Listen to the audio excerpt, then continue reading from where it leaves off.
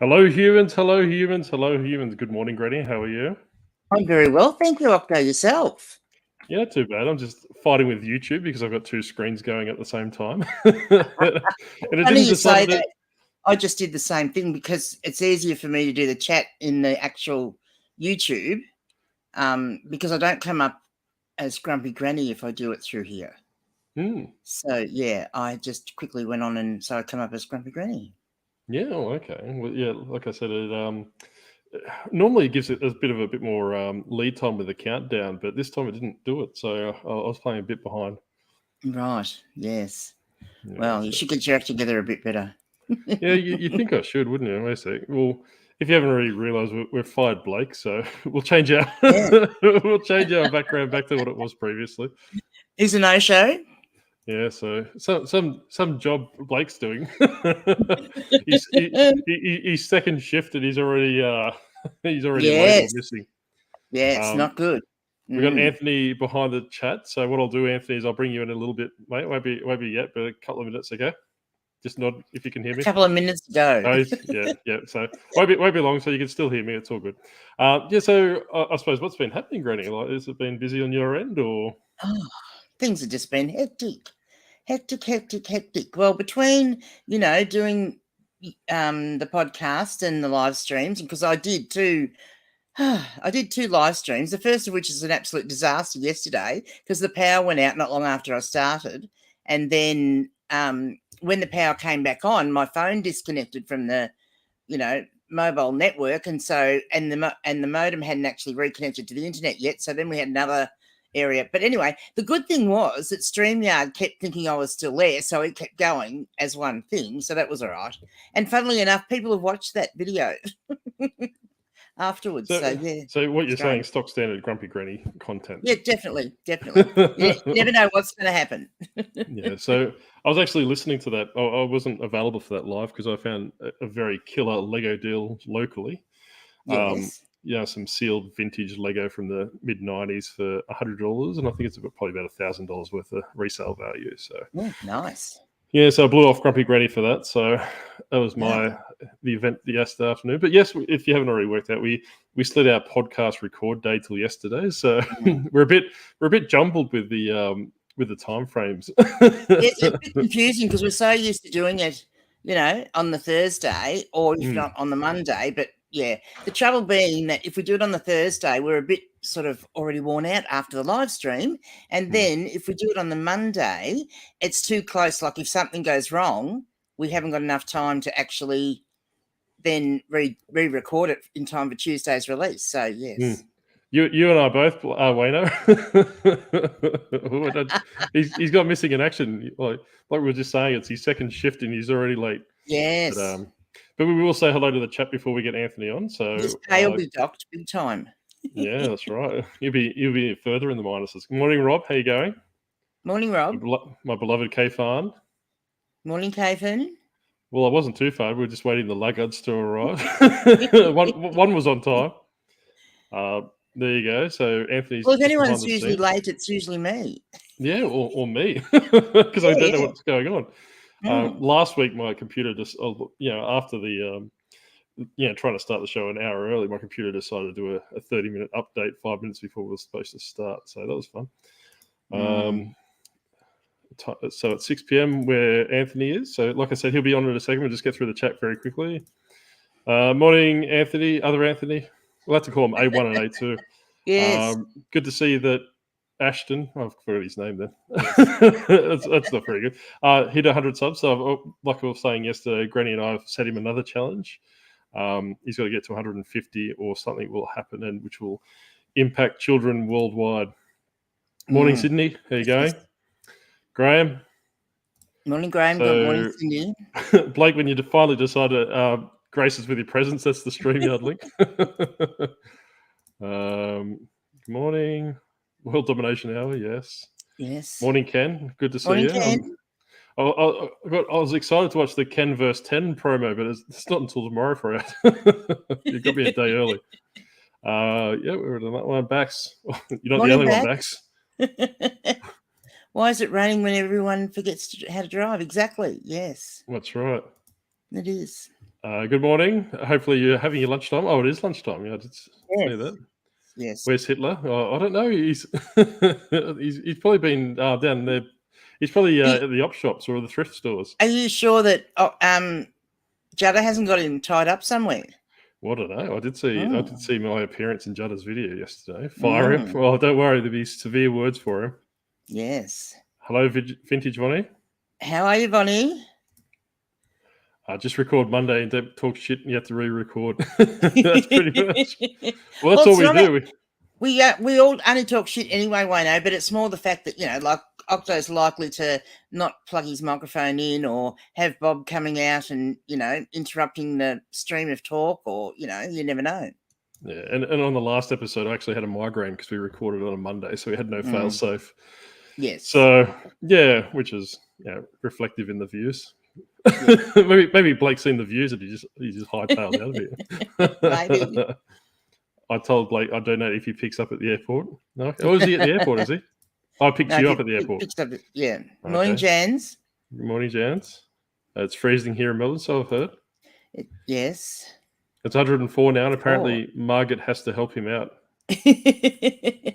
Oh, Margaret. Is it Margaret? Margaret. Yeah, Margaret has helped him out. Yeah, that was. All right. Did you see that one yesterday that he did with Margaret? Yes. Yeah, I did. Yeah. I did see a little bit. So I have watched him. I haven't commented on the video yet because. We can't comment on it because the comments are turned off because he's a kid. Oh damn, that's all right. Well, that way people can't leave nasty comments. You see? Yeah, I know. Yeah, that's right. Mainly octopuses. Yes. But without further ado, we'll bring Blake version 2.0 in. Good morning, Blake. How are you? Good morning, Blake. Well, he has got facial hair, so that's a start. That's right. Yeah, you got a very handsome dome like myself, Anthony. How are you? Very good. That's good to hear. Yeah, sorry to keep you waiting behind the scenes. Yeah, we normally troll through the chat first, so it's good to see. But otherwise, we never catch up. You haven't added Ashton's intro to the. Not yet. I don't think I've received it. Well, I don't think he's recorded it yet personally. No, he's lacking then. Yeah. Oh, now, come on, boys. Give him a chance. He's got until lunchtime or the deal's off, Grady. He has not. Don't be awful. So, I spoke to him last night. He came into my live last night and he's got quite a few ideas and I told him to take his time and work it out which way he wanted to go, and even he could try a different couple of ways and then work out which one he wants to give us. So, yeah. Yeah, so I suppose without further ado, Anthony, and those that haven't seen your bathroom before, did you want to tell our audience who you are and a little bit about yourself? Why you're in the bathroom?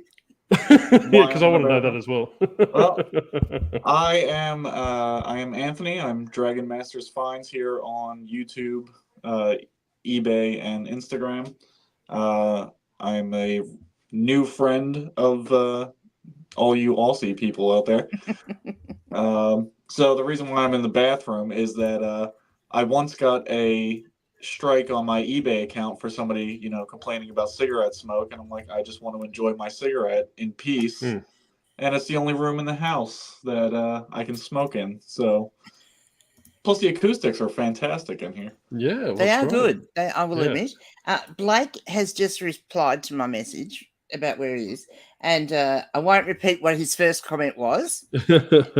And I bet it's the case. No one told me. Is that what it is? No. He was doodling away. He said and forgot. So he'll be in 5 minutes. He said, or in doodling 5. He said away. In 5. Is that innuendo for something that he shouldn't be doing in the bathroom? Possibly. One never knows. Wendy T. So you'll notice. I was going to say this when Roman Anytime Picker was doing his live.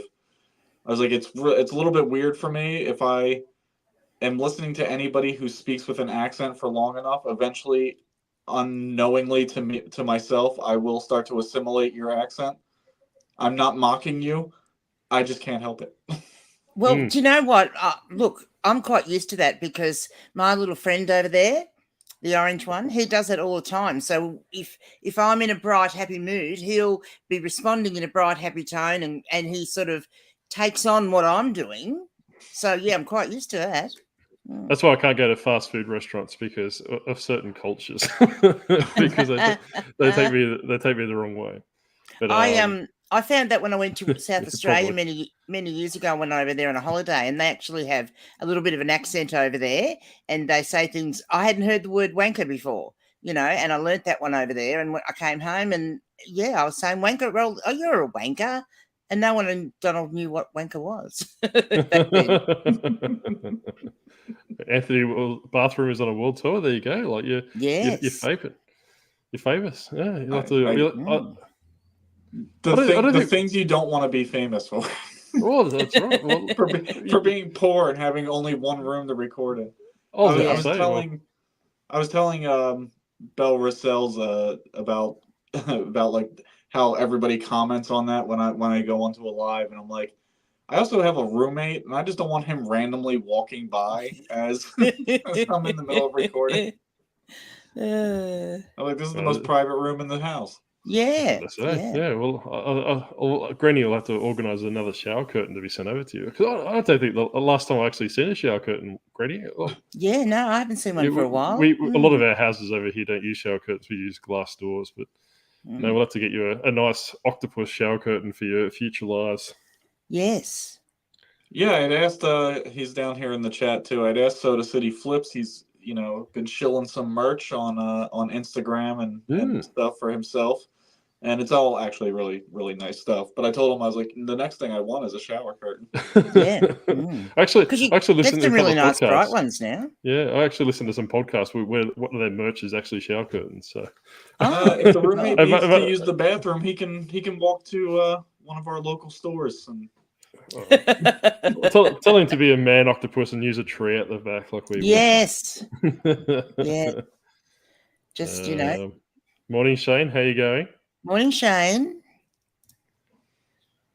Wendy. He's laughing. Use a bathroom. Yeah, that's it. Yes. Well, that is right. That bathroom is becoming famous or infamous. Yes. Yeah, I suppose. You have to start writing things on the wall. Just there's little Easter eggs and stuff like this. Get a whiteboard marker, and you could, do stuff on the right. Well, there you go. I don't think that's a whiteboard one though. But if you want to permanently write on the tiles, might not be a good idea. What are you talking about, Wayno? He's in the shower. Can't you hear the water in the background? His roommate's in the shower. Well, like I said, what I said to Shane was StreamYard. I have to wait for somebody to actually give me the code, then I have to type it in manually, so I write it down. No. So that's just what I should just start writing all over the walls. Just my roommate will come in. Every tile will have a random code generated for StreamYard. Yeah. Well, I don't know about anyone else that's watching, but I'm half expecting Jigsaw just to pull the curtain back. Because it kind of looks like the bathroom from Saw 1 a little bit, like the same decor. So yeah, I need the sound effect of Psycho too. Maybe that's what you need to do. One time you're on Shane's live or another live, just have your roommate just occasionally push the back. Oh, look who it is. Hi. It's the chimney fiddler. Good morning. Hello. Sorry for being late. We're a bit we're not going to go into what doodling is, but we've had a few comments about what doodling was possibly another word for. They were 100% correct. No. I've read them, don't worry. No, I completely forgotten I have all my notifications turned off so I can concentrate. And do you mean, honestly, Blake, get your priorities right. This is more important than work. I know. And earning money on eBay. I know. So this pays absolutely nothing. So get your priorities right. So I don't know if you've met Anthony before, Blake. I don't think you've been in either. No, I haven't. Anthony's I suppose a bathroom aficionado. So he pops in a few lives. Yeah, well, that's right. Well, like I said, there's worse things to be known for. At least I'm not 100% confident in that. I don't know. At least you can temper. Blake's now going to be known for doodling. There you go. Well, I suppose if anything, Blake, you've got one up on Blake's background, so at least you've got a nice pattern behind you. Just because you put one Funko Pop in your background doesn't mean you're much better. Hey, that's 3 Funko Pops, thank you. They arrived yesterday. I'm showing off the merchandise. I'm trying to be Commonwealth picker. Come buy my novelty overpriced Funko Pops. Yeah. Oh, what's he going? His little police bear? Yes. Yep. Yeah, well, I don't even know what I did with him. I've got a little octopus around somewhere. I found him. I was gonna say you could be selling like there you go. You could be selling some merch, Octo, with that's right. Well, that's make your own custom Grumpy octopus Granny's. Funko Pops. Well, Grumpy Granny's been, trying to sell her wares on YouTube, and she's been warned a couple of times. So, It matches the one I found the other day. Yes, it's a reversible one. You can always tell if I've been in a thrift store or an op shop, because if you find these octopuses, I flip them to be the angry side. So, well, yeah, and look, I tell you what, they seem to, what's the word? Like, before I never used to find any octopuses, and now I just seem to find them everywhere. And in one of my little local places, like I'm talking a small town of 1,000 people, there was three octopuses in the toy section, and I would have actually bought them all home, but they wanted $5 each for them, so they stayed where they were. Jeez. I need to find a really cheap way of getting mass producing them. I think ADH Dave has a toy manufacturer or something along those lines. I might look at doing that, just to annoy, randomly throw out to guests that come on the show. I've got no interest in selling them. It certainly must be possible, because I mean, even Hairy Tomato, like Hairy Tornado, they have a plush toy for their dog. They have a doggy toy. Well, that's right. Well, I prefer to call him the Hairy Josh variant, but yeah. I'll be honest, Blake. It's natural everyone does it, and apparently Judd has fallen off by now. So stop watching my channel when you're doodling, Blake. Don't stress. I don't watch your channel anyway, Wayno. We sent him your music video, Wayno. Morning, Jennifer. How are you? Morning, Jen. Speaking of merch, Anthony, you should have a Soda City flip shirt on. Oh, soon. Okay. Soon. Yes, that should arrive. I've been tracking that package. It should be here by Saturday. No, well, there you go. A lot better than me. Like I've been tracking a package from the States for at least 3 weeks now. It's been sitting at the local FedEx center for a week and a half. Hopefully they deliver it. If it went FedEx, it's never arriving. See, because I've said before, I use a mail forwarder from Florida, which uses FedEx, and sometimes when the tracking scan says it's in Hawaii, it's on my doorstep. So FedEx is not too. But having said that, they normally arrive in 2 days after they send it from Florida. So I'm happy about that. That's good. I had a FedEx package. A customer returned something that was listed for parts and repair, no returns, but they returned it anyway because I have to accept all the returns. And they delivered it to I don't know what you guys would. I'll say the name of the store, but I don't know if you guys have one or not. But it was a store called CVS that's like a mile away from my house. Yeah. And I'm like, it says delivered. I'm like, it's not at my house. I don't know who the heck. I'm like, I'm not going to this CVS to get it. It's not my fault you didn't deliver it to my doorstep. Yeah. We don't whinge about missed deliveries, because I was just saying to Granny and Blake, I don't know if it was yesterday or the day before, that I'm in North Canberra, and I had a parcel misdelivered, and they've delivered it to a post office in South Canberra, which is about a 60-minute drive one way. And there's about 60 post offices between here and then. They could have dropped it off. So I'll take your 1 mile CVS over my plight. So and we do have another. What's that other thing? A new thing they started up. Someone started up called. Now I can't remember the name. Hubbed, that you could send stuff to, and the same thing. Like it works off existing sort of transport businesses if they can fit your thing on, And I had one thing come, and it took 2 weeks to get from 200 kilometers, and then just ridiculous. Yeah, Hub's a joke. Rob has the same issue. He'd never found any Zimmer frames previously, but after seeing you, Granny, he sees them everywhere.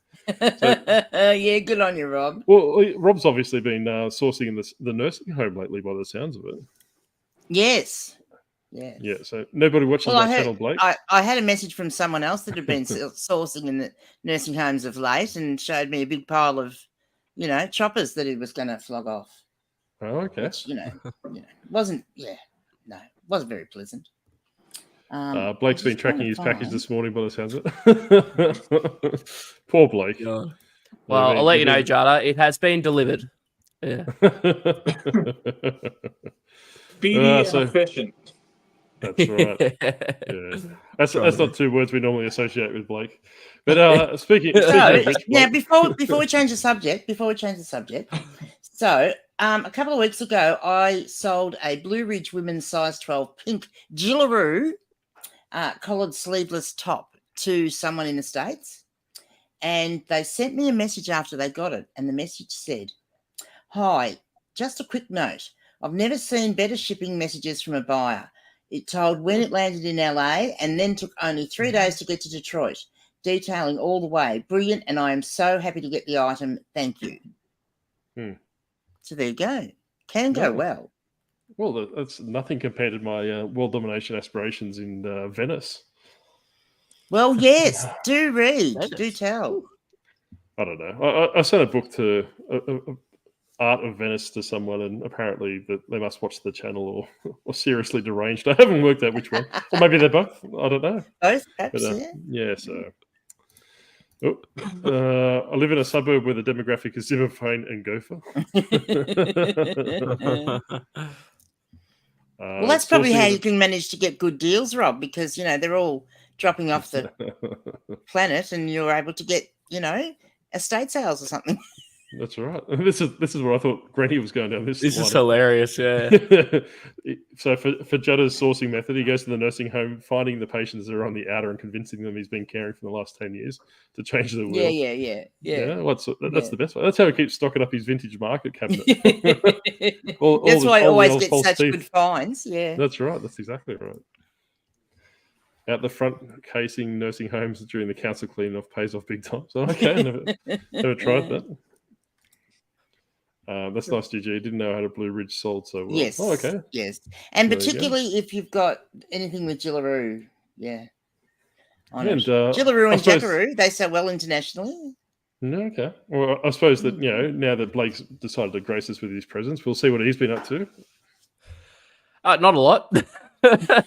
Just been I got all that stuff listed that apparently wasn't listed, which Very is good. good. That's all done, and I was just in the middle of photographing a heap of other things. And then I was like 10 o'clock. I was like, I swear I'm meant to be doing something.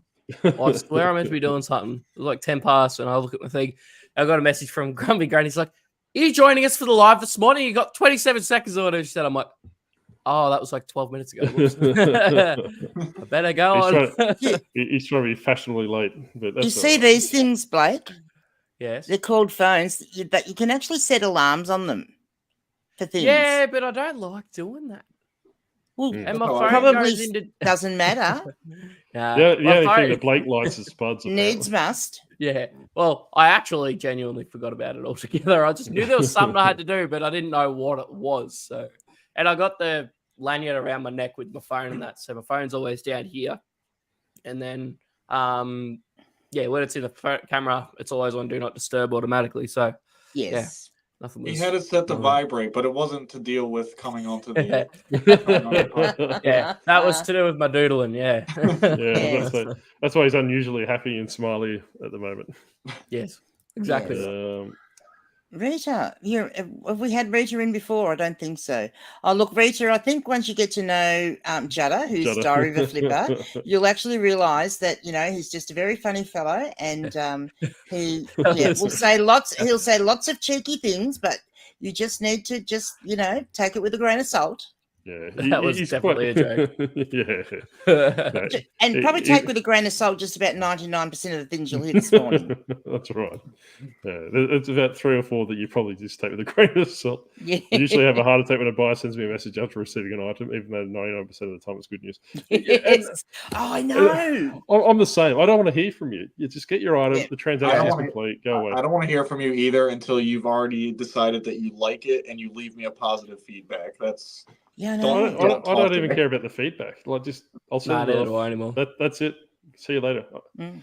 Because I I think don't care if you know, I don't care if I never get a feedback again. Just get your item, be happy with it, and piss off. well, that's right. Yeah. Well, I think after you get to a certain level of feedback, you've got the reputation there. So I think it's just a case of take your item, go away, never bother me again, kind of thing. Yeah, but it is quite true though. When you see that message, especially something you've just sent out, and you just go, oh, And then I've had a few, and they've sent me messages and said, "Oh, this is great." And I'm thinking, okay, if you want to say that, put it in the feedback, please. Don't send me a message because you're freaking me out. Yeah. So my most recent thing that just got to me, and thankfully, I think they realized that I was correct about it because they didn't initiate a return. But I sold a cover to a Sleep Number bed, and it's like they sent me pictures and they go, there's 2 giant cuts in this bed bed mattress, and I'm like, yeah, because you have to inflate the mattress and you have to feed hoses and stuff through it.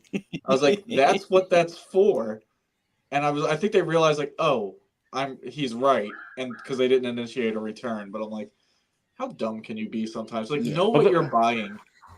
Yeah, I thought you were going to say that when they opened the package, they used it like a knife. That would have been, oh my god. I tell you what, one of my very first sales, and because at that stage I was just selling stuff around the house, right? And I've got the biggest tub of power adapters, like I'm talking like a 60-litre tub. And I started going through those and actually listing them. And I actually stopped listing them after this happened, but so I sold one and sent it. It was the only one that I had of that type. And they've actually got it and cut the bag open and cut the cord. Oh. And I felt, well, I mean, I don't know whether he was trying to rip me off or not, because this is probably one of my first 6 sales in amongst that. But I felt so bad at the time. If I'd had another one, I would have replaced it. But yeah, I didn't have another one. Yeah, I think human stupidity goes so far. Because I think selling over eBay for a couple of years, like I have, is kind of to the point. Well, if the product arrives fine and you've put a hole through it or you sliced it through all those different things, that's on you. It's your for sure. Oh, definitely. But I was just started then, so Yeah, I understand that. But what I'm saying is more often than not, they'll initiate a return and say it's damaged or an INAD and all these different things. So it's just ludicrous. Like, at least you didn't do that. What's right? I had one the other day, and the buyer said, "I'll send you an email when I get it and feedback." Then, okay. But, we got a brawl in the comments. Yeah. Sorry. Continue. My Americanness is rubbing off in the chat. We're very confrontational. Seems to be. Interestingly, I've had a couple lately where when they've sold it, and because I've got mine set to automatically leave feedback for the buyer once they've paid. Because once they've paid, I'm quite happy. That's fine. I'll leave feedback and say they've paid. And it just got something along the lines of, "Thanks for being a customer of Grogy's Patch." Like, I don't sort of, and they've paid. That's great. But I've had a couple that have, when all that's organised, they'll send me a message saying, "I've received the item. I'll leave you positive feedback when you leave me positive feedback," type thing. And I'm like, well, go and check, because I already have.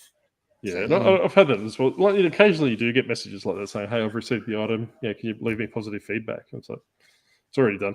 And I think, what about you, Anthony? You like Green? Do you leave feedback as soon as they're paid, or do you wait till they leave feedback?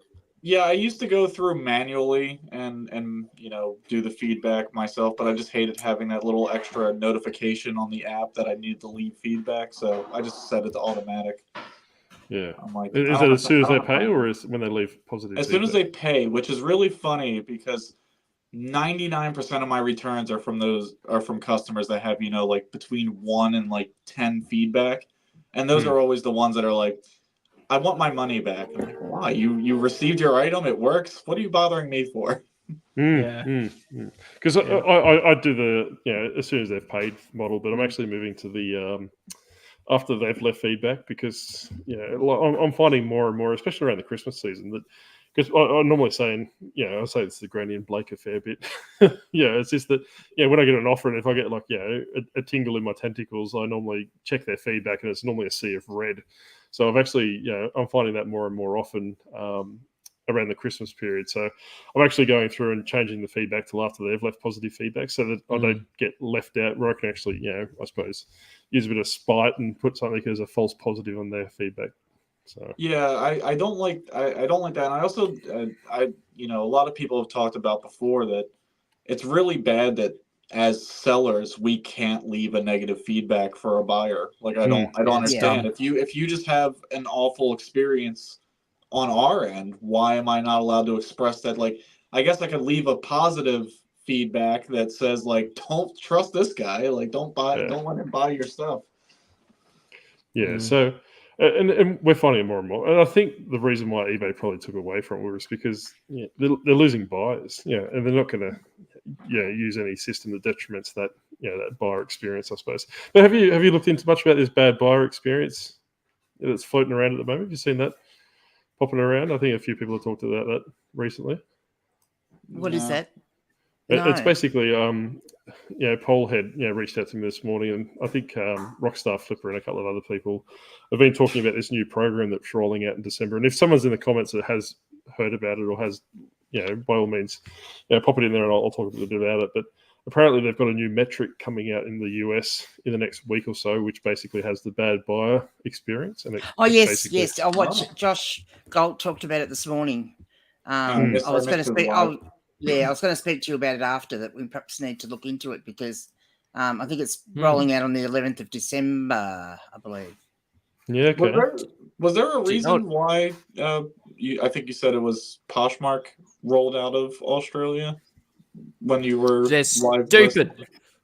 It's because Blake. It's stupid. Like, what was their dumb excuse? Like, it's because Blake was selling on it. He ruins anything he touches. I just don't think that. Yeah, they said that they were pulling out so that they could focus on the bigger market of America and Canada, and that sort of America and Europe actually, I think it was. No, America and Canada. Yeah, that's their biggest markets. They're pulling out to do that. So basically, it's telling me you're really struggling financially. Shrink your market. That makes a lot of sense. Yeah, and that's lost a lot of confidence from the Americans and stuff too, because they're like, well, when's that going to happen to us if they're going to pull out of 3 major countries?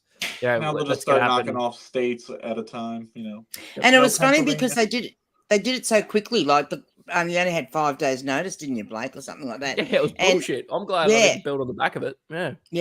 Which surprised me. Like, you think a bit of notice. But the other thing I thought too was if you were going to pull out of 3 major countries like that, I mean, I thought they must have been in real strife that they did it so quickly. But would you not have pulled out of one and said, like, Australia's too small a market and the Aussies are all too laid back, they don't like sharing their closets, so it's not working for us here?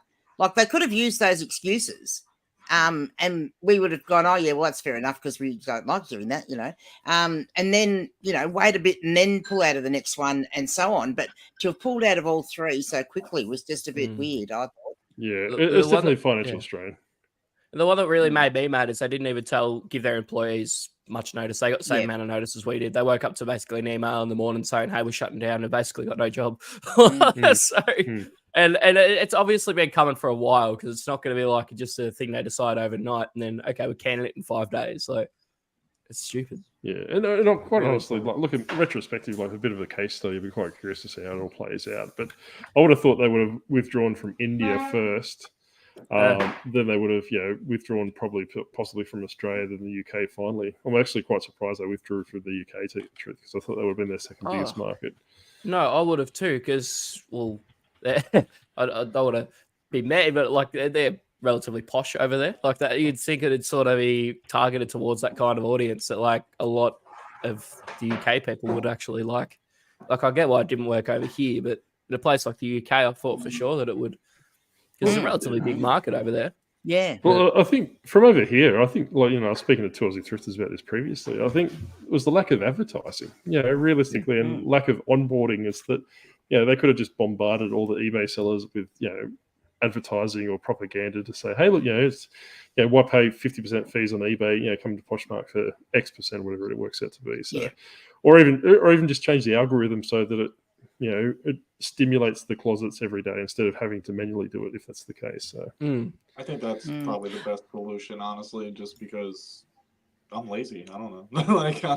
Well, I think what they did, to my mind, was they put more money into their, getting these posh influencers, like they sort of, said to people, like they got some of the larger people to come on board or people they thought would come on board and be able to, influence the rest of the community. But it just didn't work. That doesn't work that way, you know. No. Yeah, you're right. Without Advertising. any well, I suppose financial assistance. I suppose I can't think of they weren't sponsoring anyone because like all the influencers that I spoke to, that they weren't under any arrangement for a sponsorship deal to promote Poshmark. They were just getting like a star against their name or something. That's right. Pretty much. Yeah, they managed it very poorly, but I'm glad it shut down because Depop's doing a lot better. Yeah. Like it's been a bonus for Depop, really, because see in America, Anthony, like even Amazon is nothing like eBay is here. eBay's like top of the thing. Amazon, I don't know. It's nothing like it is in America. America, like first of all, with Amazon's so stringent on who they let in, what they let you sell, and everything. It seems like I do watch a few other resellers that do eBay and Amazon, and they're always talking about like, well, I could sell it for $15 on eBay, but if I list it on Amazon, it'll sell for $80, and I'm like, how the hell? Totally different. Good morning, Adam. Do I need to get my pitchfork out today? Yes, Adam's our resident. I wouldn't say punching bag, but what would you say, Granny?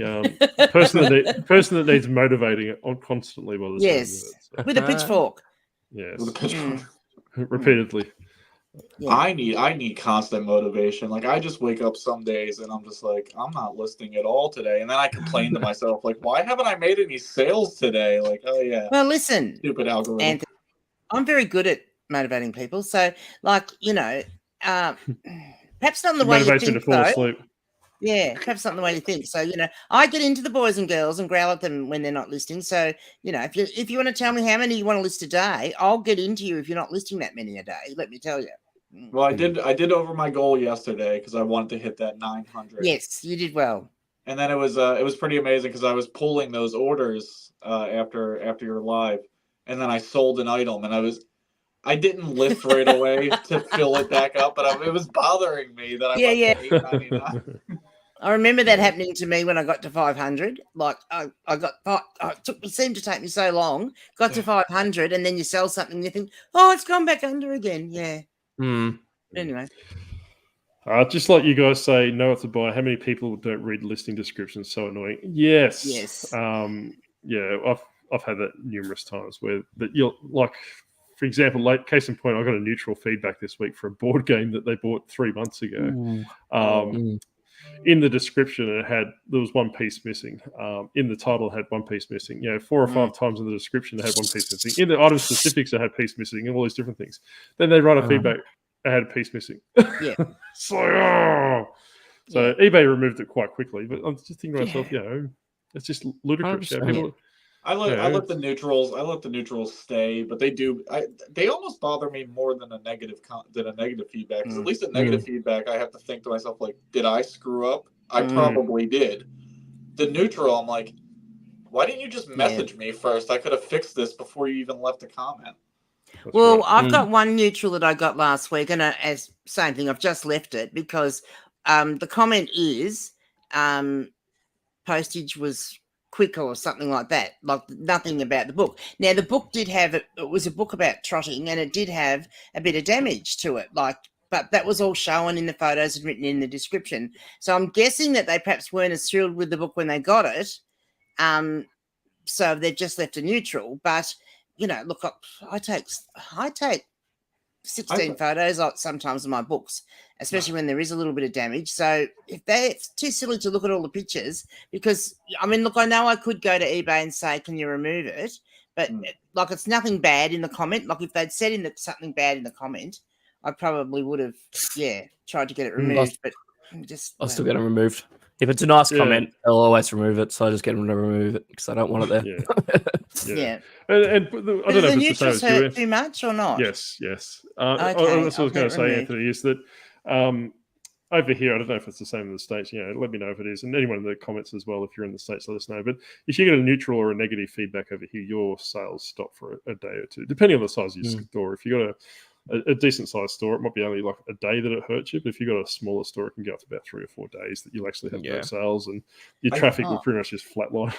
I think didn't it realise that. depends on once you reach for here. I think it depends on once you reach that top rated seller. Like it only really affects it sales when you get a negative. The neutrals, like I've never noticed any decline or increase or whatever from a comment after that. But I've been top rated seller now. Like that was actually probably one of my most proud reselling moments because I only had like 103 things in my store at the time. Back when my sell-through rate was actually through the roof. Yeah. Now I've got almost 1,000 items, and I'm like, come on, just one sale today. Yeah, and then I suppose the way that you look at top rated and top rated plus over in the States is almost like, for over here in Australia, top rated, we don't have top rated plus, so we don't get any discounts or all those different things. But for us, we just have to be upright and standing and breathing for a little bit of time, and we get top rated. So it's not that much of a that much of a showstopper. Like back in 2014, 15, that they used to have like a top rated little badge next to your name or next to the listing to let you know that that was a preferential listing, I suppose. But, from. Yeah, but now it's all up the list too, which is not fair. And that's right. That's what they used to do. And obviously, we do have below standard, and that will push you, down to page 56 and all those different things. And we have spoken to people previously that you need to probably buy cheap crap just to, to get you out of that boat. Yeah. But, so the comment is shipped on time. That's what the comment is. So will I just go through request revision or do I ring them? No, just go through chat. Yeah, just go through chat. They'll take it straight away. But you do have a 30-day limit, I think. Is it 30 days that you have to get it removed? Yeah, I think it is. Yeah. Well, it's only just say last week. Yeah. Just say something like they left I always say it's a negative rating, but I say they left me poor feedback, but the comment was positive. Can you please remove it? And they'll pretty much always just be like, I see that the comment is positive and they left the wrong feedback. Let me remove it for you. So okay. Yeah. No, it's two people now. They're not getting a Christmas card. I diary of a flipper myself. I love the ones who use the eBay profile as another kind of profile. It's funny you should say that, Rob. Depop's that like there's a lot of translucent tops, I suppose, that people are modeling. So I thought I stumbled across a different website when I went to sell something on Depop once. I saw a good one the other day, actually. Yeah. My partner was sitting next to me. She's like, what are you looking at? I'm like, it's just Depop. Find a different account. What are you looking at? I was like, because it was like her photos for everything. She was selling tops, but the angle was like from here to the chest, and it was literally just this. And it was just that. Basically, half of the picture was just cleavage. It was just... the ones that I seen yesterday when I was just like cross-listing weren't just cleavage. Especially for people that don't pay. Yeah, well, that's right. Wow.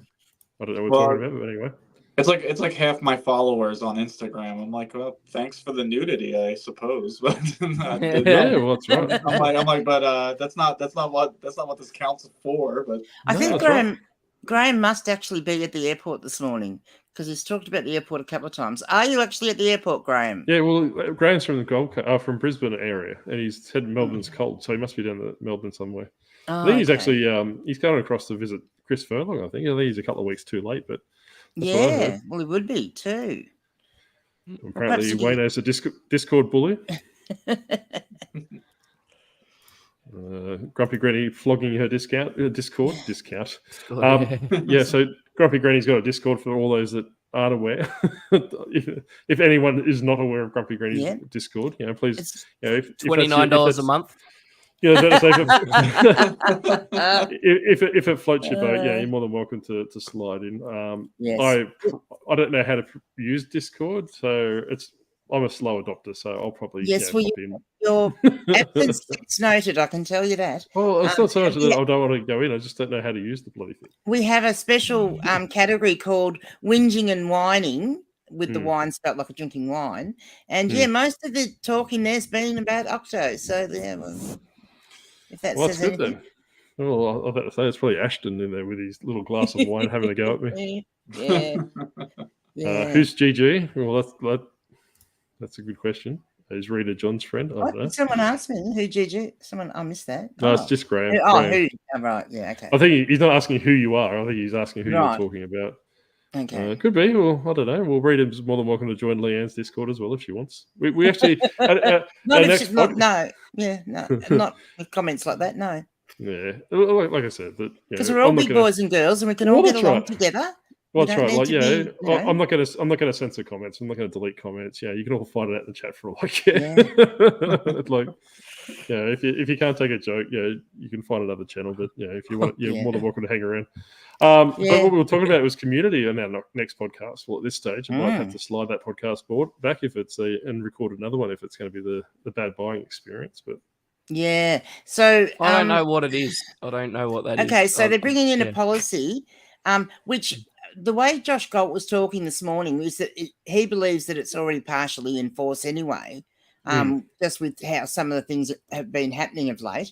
So essentially what it will be is there's going to be this set policy to say that if you're not giving your customers a good buying experience and you're showing that you are, you know, giving them a bad buying experience, we will, because there's never been a punishment like as such, like there's never been any I can't think of the right word. Like if you are constantly doing the wrong things towards your buyers and you know, late shipping and, you know, not packing stuff in properly or packing it in nappies, as they were saying, stuff like that.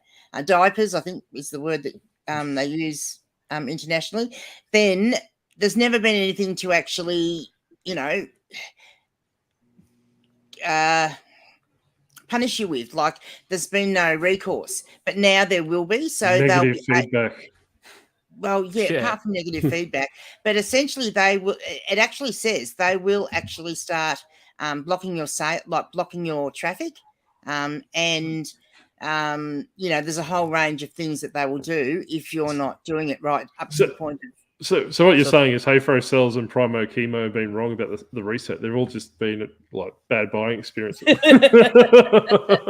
Maybe. Well, maybe. Maybe that's where all our sales are gone. Maybe we should stop shipping in Australia Post and making things happy. Yeah. So, I don't know. Now, and the other interesting thing is that they actually say in there that they will remove listings if they think you are doing the wrong thing.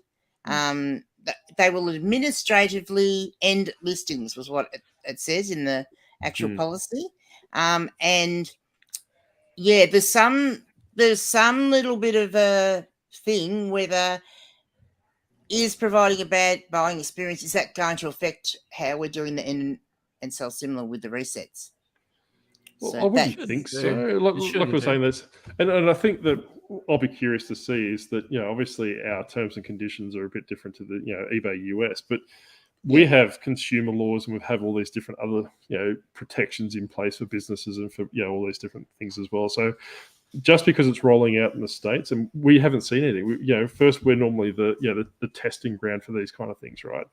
It mightn't come to Australia because, you know, our legislative requirements mightn't be compatible with, you know, pretty much eBay dictating to sellers how to do things. So I am going to watch it very closely from the US side. And I would suggest that anyone that does sell in Australia or the UK or anywhere else you sell that's obviously not the US, probably adopt the best practices in accordance with that, whatever eBay says in that best buying experience, because they might not publicly say that they're doing it, but they're doing it behind the scenes, like Granny was saying. Okay, so it's saying here that the bad buyer experience policy is posted only on the eBay exports page, which means it applies to sellers outside the US and Canada that sell on the main eBay site, but not to US and Canadian sellers.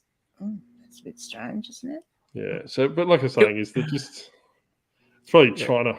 Maybe that's what they're. Yeah. Can we get a bad seller experience program where we get some sort of help? Well, yeah, that's what I was saying. Well, that's when I actually read it. Like when I can't remember if it was Leanne that brought it up to me when did you hear about this or whatever it was. But I actually thought the bad buyer experience was a negative feedback response from sellers for buyers. You know, if you have those people that are scamming you and all those different things, and your experience with people not paying repeatedly and all these different things, and that's where it comes from, the bad buying experience, because they're a bad buyer. But it's actually it was in retrospect. Can't get to 2,100 listings, 2068, keep making sales, but can't be bothered listing due to meh. Yeah, well, meh is a legitimate. Yeah, that's a great excuse, Adam.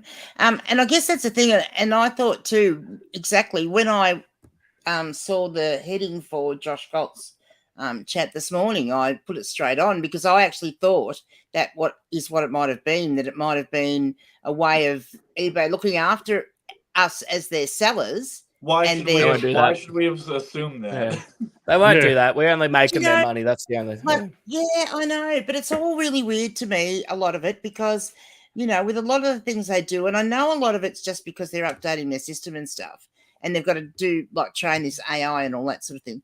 But why on earth do they even think to try and stop us making money? Like, why throttle us and our traffic and stuff like that? I know at the start it's important to make sure you don't overload someone, like a newbie with, a whole heap of parcels on one day. But as you're building up, you seem to get to a level where, as we were talking the other day, Octo, you seem to get to a level and you just can't get past it. And you just think, I'm doing all the right things. I'm listing every day. I'm listing good stuff that's selling. I'm, answering all my questions. I'm posting on time, all that sort of thing. Let me get at least 1 or 2 extra sales. And then every now and again, you'll get one day that's like this far up in front of everything else. But then you're back again and you're back on that same one. It just, It was like I was noticing today, since last week, last Wednesday, I've had a sale on one of my items, even stuff that's been sitting in my store for forever, where I've been getting at least a $100 item sale once a day for the last 7 days. And then I've had 3 sales today, and I'm like, it hasn't even broken $100. So I'm like, I just finished doing all my listings. I just shipped out 18 packages. Like, where's my sale? Yeah. It's just I really don't know, but I kind of think that if eBay does try and implement something like the best buying or the bad buying experience, whatever it is, if the ACCC will go after them, which is like I suppose a consumer watchdog from over our perspective. But like Granny was saying, is that the sellers are their customers, right? Like. It's just, we pay for the service and we provide them with their money by their fees that they earn off us selling. Like it does boggle my mind that they, in any way, shape or form, feel that they should be restricting us in any way. I understand it to a certain extent, to let people grow. You don't want someone, as I said, a newbie, all of a sudden having to pack and post 50 items because they're going to lose the plot, aren't they? No, that's right. Well, the thing, it's limiting liability from eBay, right? That's pretty much the extent of it.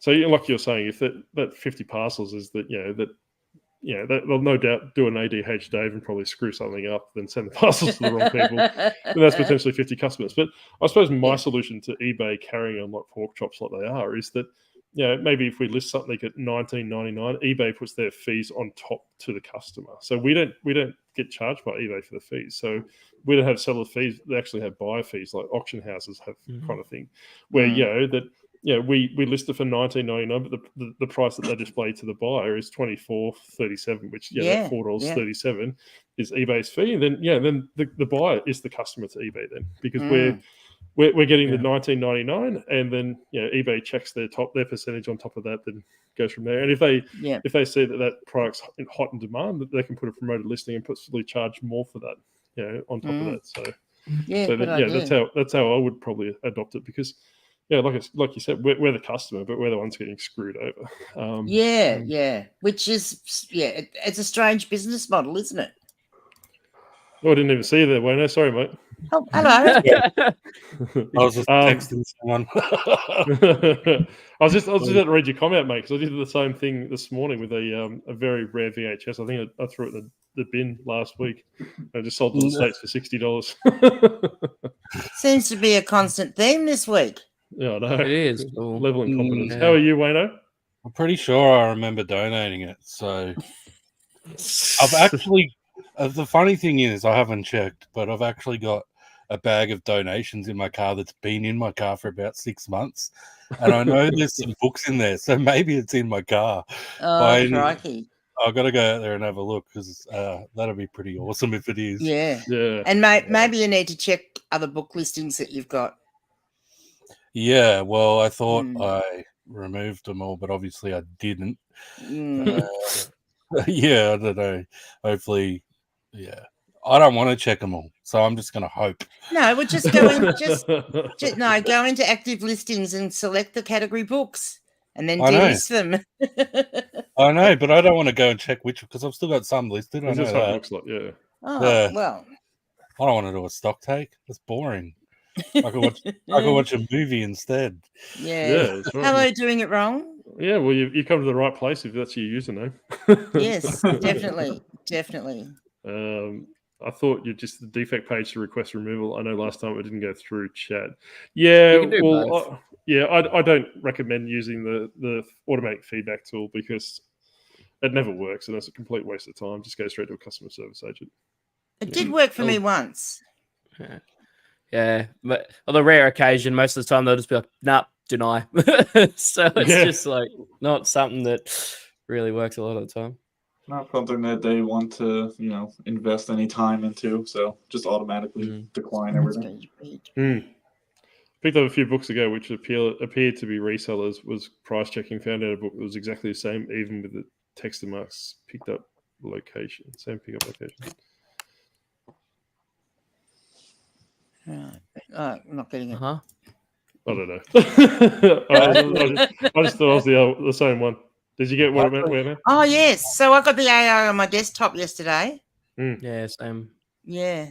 Yeah, So I used it and I used it and put it at the very bottom because no one would do it anyway. But I thought it might help on the back end somehow. Yeah.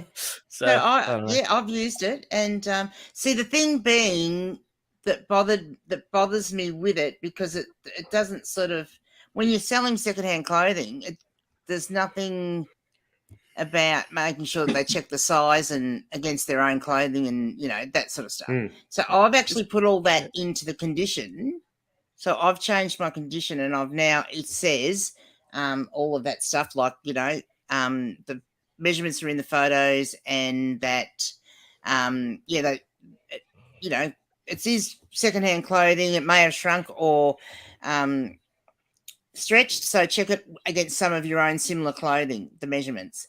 So I'll put all that in the condition, and then I can just let it go with the little thing. So I've cross-listed those things to Depop, so we'll see what happens. I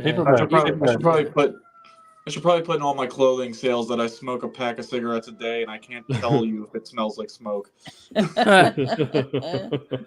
I'll tell you one listing I did yesterday, which was a toy, kid's toy, a Polly Pocket, brand new one, but it was really good for that because I know nothing about Polly Pocket, so I just filled in what item specifics I could, and it came up with the goods, and so it was really good for that. I thought. With the Leanne, people don't read the condition anymore because eBay changed it. It still shows up on the PC, but on the app, it's disappeared, and you have to actually click on condition to see it. So I used to never write anything in my description at all because people don't read it. But now I actually copy and paste whatever I've got in my condition into my description as well. Because I do the same. It doesn't show up on the app anymore. Really dumb. I don't know why they change things like that. Yeah. And I guess, the worry with the AI is, I use a template, right? And so it's already got all that proper stuff in the description. Well, if you use the AI tool, it wipes all that out. And so then you've got to re-put it back in. But if you go by just letting the AI thing, it is a worry that you're going to get an INAD, isn't it? Because it doesn't. And that's exactly right. Yeah, and that's something that everyone needs to be understandable. Like eBay has washed their hands clean of the AI description. This is how much faith they've got in their product, right? That like Wayno was saying, is that the mobile description is not even there anymore. And the AI description. I put in. I was listing a Lego set this morning, and it says that. An unknown piece count. This set came from 1998. Full stop. And a little bit of other dribble. And it's like, well, that's completely useless for me. I just normally use a template. Just put the title of the heading in the first line, and just let the rest of the stuff run. Because people aren't going to read the description, and if they do, and the AI promises them stuff that it's not in accordance with what you're getting. I've had that happen where I list something used, and it's like this brand new item. I'm like, whoa, stop. No, this is previously owned. I don't know. Yeah, So I had one this is what it yesterday. said. That was It's going to be a fight in the room as well here. go on, It's come across the- go on.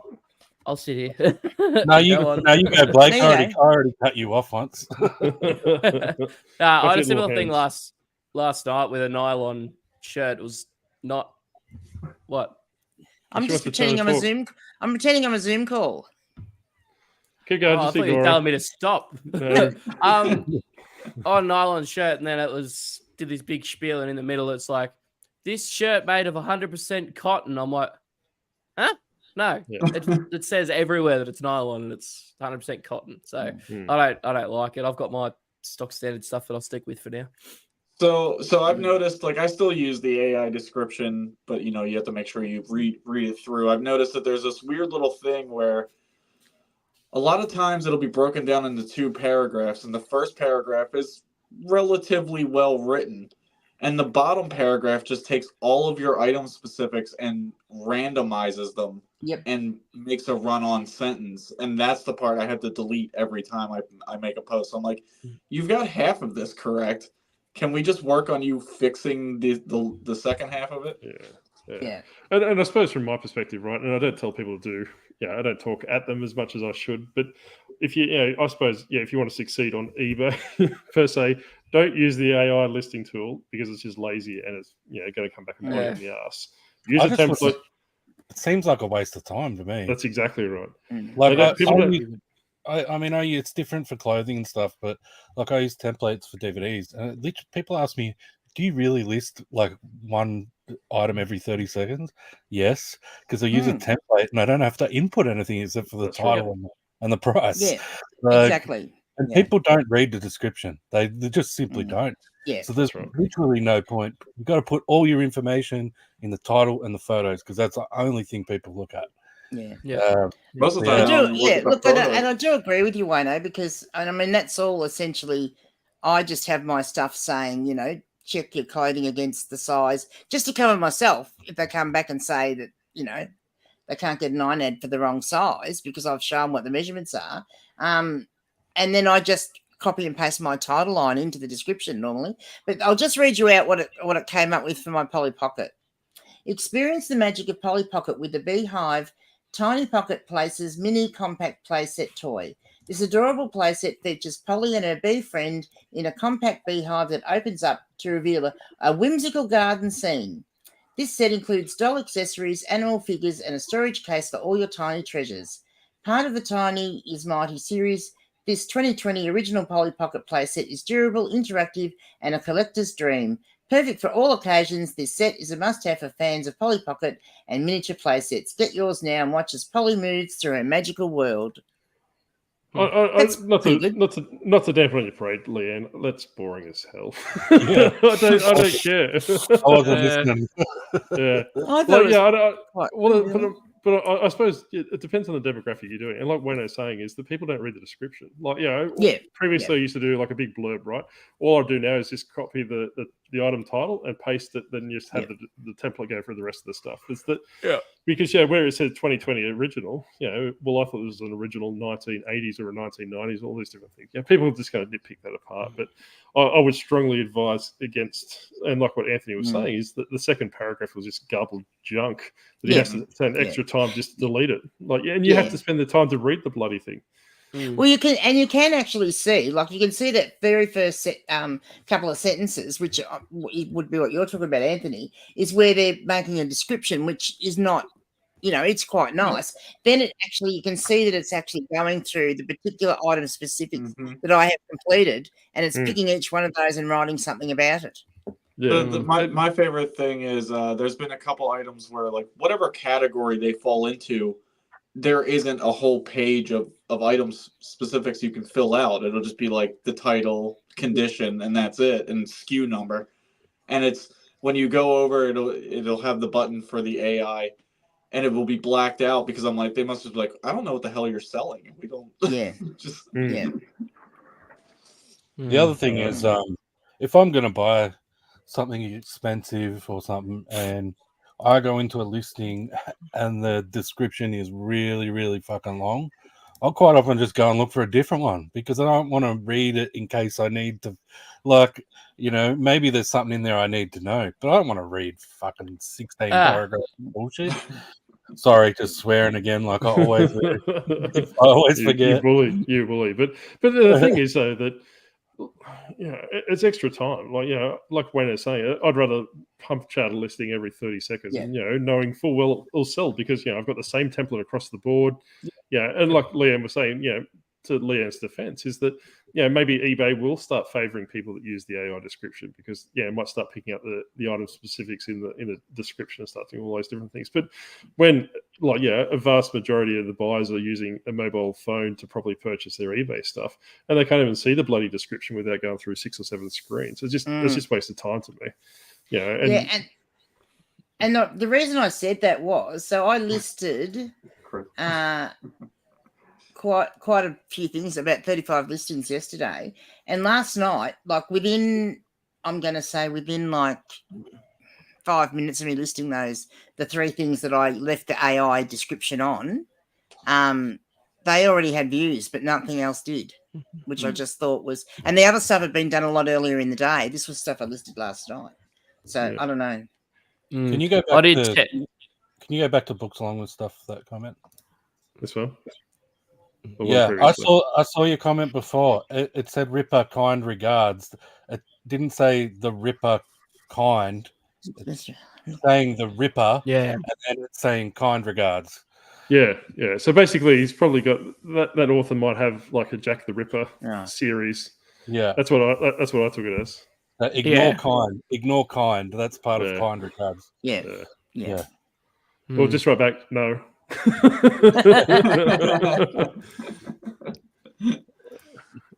If a buyer is looking at an item that constantly disappears, they might get cranky and contact eBay, and eBay says that is a bad buying experience. There's too many caveats and too many different variables that could go into the bad buying experience. And like I was saying that, what was it? Doing it wrong was basically saying that it's only for the export side now, but if you are in the US, and I suppose I'd caution the Australians and the UKs and whoever else we got hiding in the room as well, is that start adopting those practices, because either if they publicly say it or otherwise, they're probably going to start doing it for us as well. So, morning, Chris. Hello. I'm not popular. I'm not popular, Shane. I'm just whoring myself out to all the different resellers. Look, essentially, if we're all doing the right thing anyway, we've got nothing to worry about. That's what I see. And if it's what we think, I mean, and if you're constantly shipping late, and you're going to get dinged anyway, so why are you constantly shipping late? So I always say that I have an issue with when I hear other resellers complaining that then now I'm getting charged an extra 5% on top of my fees because I'm over 5% late shipping, or different things like that. Or I'm always getting INADs for returns on jeans because I list them this way. Well, why are you not having a look at why you're getting those INADs and those dings for late shipping and do something about it and fix it instead of complaining? But like we were talking about yesterday, Leanne, was that people aren't self-reflective, right? Like we said in communities as well, people are cancer. that it's always someone else's fault. Like the post that I sent to the group chat with Wayno in this morning, the top secret one that we've got. There's some guy was whinging about the Australia Post had the audacity to charge him for an undersized parcel or something along to this, because he does $25,000 a year in postage charges. That they should just reach out to him and write the $6 off that they've underpaid postage. Yeah. It's just like the ludicrousy. Like it's just people are special. No shortage. Yeah. Oh, Sam, you're making me blush. We'll get to Sam. Don't worry, Sam. I've donated something when it sells. When I find it. So Wayno, have you been shopping yet for your glass? No. I'm just going to send one from my kitchen. Yeah. I actually believe I've got quite a few of them in a drawer in my back room because my daughter's partner. Bell Resells. Making a splash. Blake was doing that just before the show. Hi, Sam. Yeah, because my daughter's partner was actually wanting to have all these glasses because she was going to have a bar in her shed when they moved into the house. And 12 months later, and there's still no bar, and I've still got bloody glasses here. So I reckon I might just go and get one out of the drawer. So put party. Gonna get the tape gun going in a minute, Octo. Hope you don't mind. Yeah, mate. I was about to say, yeah, well, we haven't had that for a while. Turn your bloody microphone off. Yeah. The champ's shouting out the video of the drama queen from last night. Is that Rita or is that someone else? No, we've had a lot of drama these last few lives that I've been in. Yeah, Are you attracting them? Dakota? I don't. This is how I'm going to gain notoriety on YouTube. I'm just going to bring drama with me everywhere I go. So, Shane, is that Dakota or is that someone else going on now, mate? Yeah, they're talking about Dakota. Oh, okay. I saw Shane did a reaction video to Dakota freaking out in the chat the other day. Oh, okay. Yeah. Well, I watched a video of hers. Octo said that I needed to watch one, and this was after I, chucked her out of the chat, insulted her enough. But yeah. So I was 2 minutes in, and I've messaged him and said, if she says one more time, and this is what happened, and then not tell you what happened, I was going to scream. And then I was 5 minutes in, and I just sent her a message. I said, I can't watch any more of this. She's telling a story, and then she says, "Oh yes, my daughter's 16 now. She was 15 when this happened." Like, and it was all clickbaity stuff. Like, I got attacked by a Karen in the bins. It happened 12 months ago. I'm lost. Me and Octo talked about this a little bit yesterday on Instagram, and I'm like, I don't try to down anybody. Like, I want to be very supportive of other small YouTubers, other small, eBay sellers and stuff. But I remember watching one of her videos, and it was like, she was going to take some clothes to a third party store and sell them, but she cut out all the footage of dealing with the store. So it was just a video of her driving around her neighborhood for hours and hours, and I'm like, I want my 10 minutes back. Yeah. That's like watching Grumpy Granny's live last night. My 16 minutes back. Liz, what I was suggesting is that if you've got a product description, with Lego, if I'm listing Lego, I'll just go on the Lego website and copy and paste the product description. So if you've got a description for the book, just use that. Then just obviously have your template that says that it's used in very good condition, whatever you do. Probably the easiest way. Don't waste your time with the AI. Wayno can be my big brother. AI can be good for book descriptions because it is good to actually put a synopsis in sometimes. And so, if you can't find one online that's easily gotten, AI can be good for that. Yeah, I see it. I just don't like AI. No. We'll go back to the Stone Age. It's not my fault. It's everyone else's fault. Just like some sellers are having the cancellation reason by a requested cancellation not there anymore. I've still got it. Like, I don't know if it's like certain. I've got it too.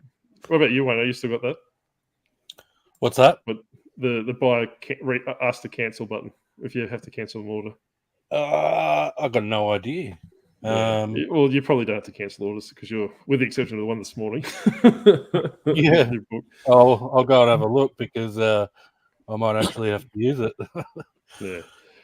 Because but what I think we've spoken about previously. Now the buyers can actually leave feedback on that reason because Leanne got caught out a week or so ago. So yeah, I felt so bad. I found an order I canceled. And I just told the guy, I'm like, it was something that was returned to me, and I relisted it, and it had my SKU on it, but I never actually filed it away, and I had no idea where it went.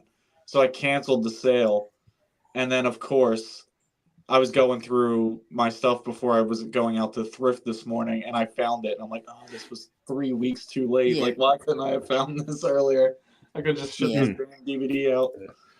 And what Liz was saying there is that my stance, and correct me if I'm wrong, Leanne, and if anyone else is a bookseller in the thing, people, like the way that eBay works is that people are probably looking for books in a series, and they probably already know what the book's about. It's not as if you go to a bookstore and pick up a book and read the blurb and read a couple of pages and move on.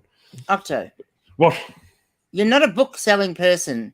I sold one Octopus. book yesterday. I sold one I yesterday. know you do sell some books, but not a lot of books.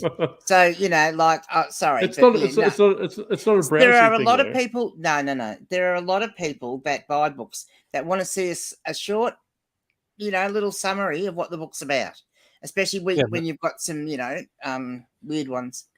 But wouldn't you just take a picture of the back? I Yeah. was gonna say, Well, couldn't yeah, you just but take a picture of the cover jacket or whatever that little. Oh, she's on a Here she's we on a go. webpage. There we go. All right, that one doesn't have a cover jacket, but I'm sure That's there's just a description notepad. in there somewhere. It's a notepad. It's That's the just yellow a notepad. pages. Yeah. It's Granny's little black book. yeah. I don't like books because This I've book is sold called- one book.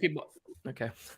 It's Go called on. Pin a Rose on Me by Josephine Blumenfield. And you might think by the title and that, you know, it's going to be a romance novel. But then when you flick through it, and look, it possibly is, but it is illustrated.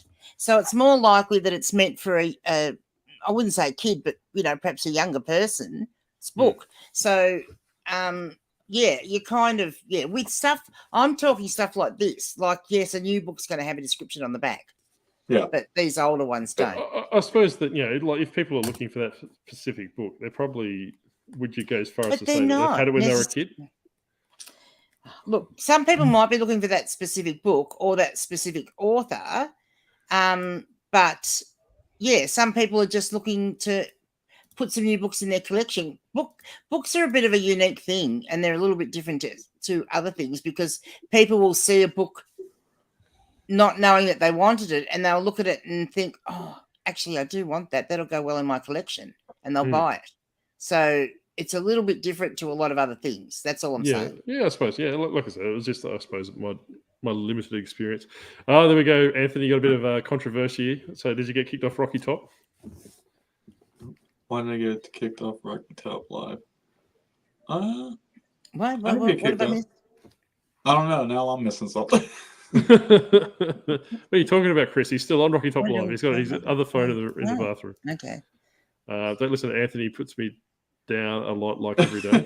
Oh. So just because I shaved my head to look like Lex Luthor does not make me the villain of the story. I thought everyone was going out with Great Shane. book advice, Octo. What? That's right. I agree. Quick, don't listen to the old lady. Listen to me. What advice did you give about books? It was great. I have no idea. I'm guilty of No. locker room talk and locker room show. Always behave on here. Just as well, Chris. Good morning, dishwasher. How are you? Good morning, dishwasher. I hope you've made your bed. It's my daughter. Good evening. She's home from school today, so she's harassing me. So Oh, is she? I've given her a side glance when she was in the kitchen, scraping and carrying on. So she's in a room now doing things. Maybe Poor by thing, cancellation banished to the removal room. happens. Well, that's right. Well, John Z Reseller's in that room, so Yes, well, there you she's go. got company. See? Yes. Maybe bag removals happens. And that's what I was. That's what I was Yeah. curious to see I've what still Wayno got said. it. I've heard something about that. That if you use it too many times, they'll take it away from you. Yeah. Yeah, So- and I think that they've pretty much whacked the rest of us with the stick saying that they can leave negative feedback now as well. Yeah. So, Octo says great advice. Well, I agree. I'll go Goodreads to import tag words and add it to that description. Yeah, like you don't use the AI. I can't say that enough. I'll continue to be lazy. Yeah, And- she puts me in my and place. delete that numerous times. paragraph. I will, because I will when it comes to books. Like, I agree with it for everything else, that having that description's not there. But books are a unique thing. And even, people buying modern books even don't need it as much. But people buying stuff like this, as I'm saying, like from that, you cannot tell. There's nothing on it. Even a modern book you know nothing about, you can tell by the cover and the artwork on the cover what it's about. This doesn't even have a dust jacket. So you've got to put something to show what it's about. Because someone might buy it by the title thinking, Pin a Rose on Me, oh, that's a romance novel. And then they're going to send it back because it's not what they thought, because it's actually a kid's book, Well, wouldn't you put that in the description, though? Hey? Wouldn't you put that in the title, like kids' book or romance or sci-fi or ghost porn or whatever you want to do? Well, yes. Look, So I'm just telling you how it is in the book world, right? I sell a lot. I sell a lot of books. I sell a lot of DVDs that are similar. They don't sell unless they get in front of someone's face. Like Mm. people don't actually look for them; they just see them when they're browsing. Yep. But I don't take I only take one photo of the front, so my assumption is that they just Google it. Yeah. To Octo's point, I was listing last night and I found, when I was at one of my bins, I came across a whole bunch of DVDs. And it's just because you just said the word. So I realized one of the DVDs I listed last night was porn. And I was like, it's rare and out of print. So Well, that's right. Well, Uncle Wayno's shed might want it. So, reach out to Uncle Wayno. I had this one. I'll try and cover it. Put some pasties on. I had this removed from eBay because it's X-rated. It's a special 4K edition. Where did Blake go? Blake's off again. He's got a doodle. I had a book, and it was a biography of a porn actress, right? But it wasn't pornography, but it did have a few risque photos in it. And I had it removed because I didn't realize, because I just flick through and take a few photos of each. You caught the wrong pages. I got the wrong page. Yeah. Some books come at certain times. Mm-hmm. The only book I ever read is the menu. And that comes to me 3 times a day. Thanks for the video.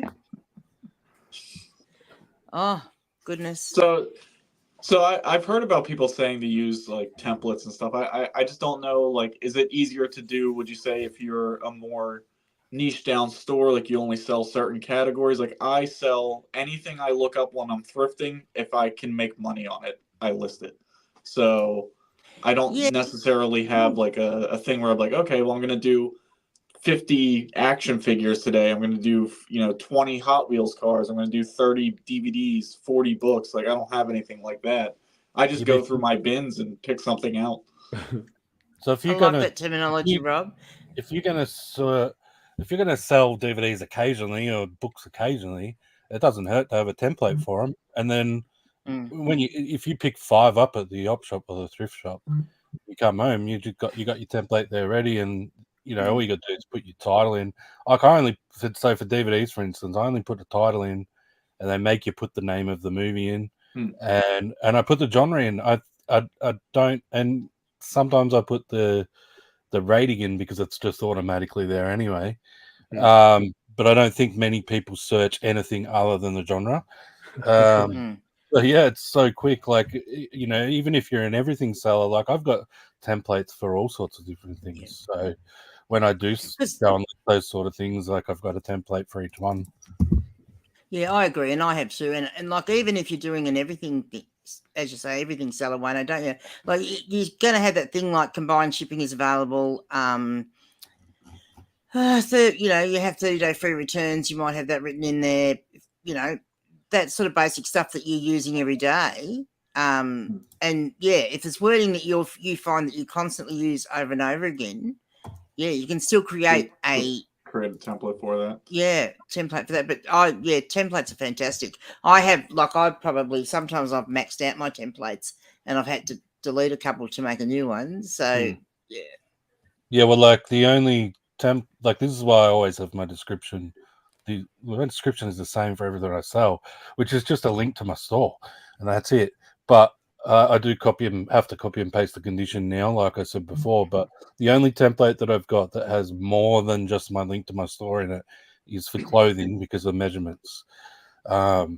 So that's why I just try to keep it as simple as possible, and you can just pump out as many listings as I'm not a 20-a-day listing person. I'll do 300 one weekend, then I won't do any work for 3 weeks. I just like to pump them out as quickly as possible, and I don't think specific items. When I talk about this, I mainly sell media, so ignore me if you sell clothing and stuff like that. But I don't think item specifics are that important in a lot of areas. So.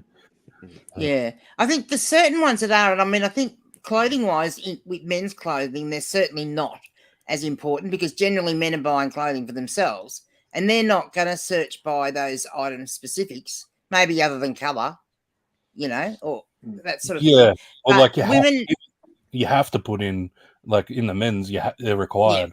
You have to put in 5 or whatever, however Yeah. many Yeah. there are.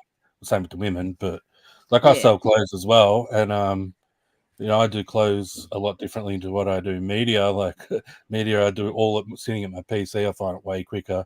The clothing, I take the photos first, and then I lie on the couch and just yeah, do it definitely all. take the photos first. Yeah. Mm.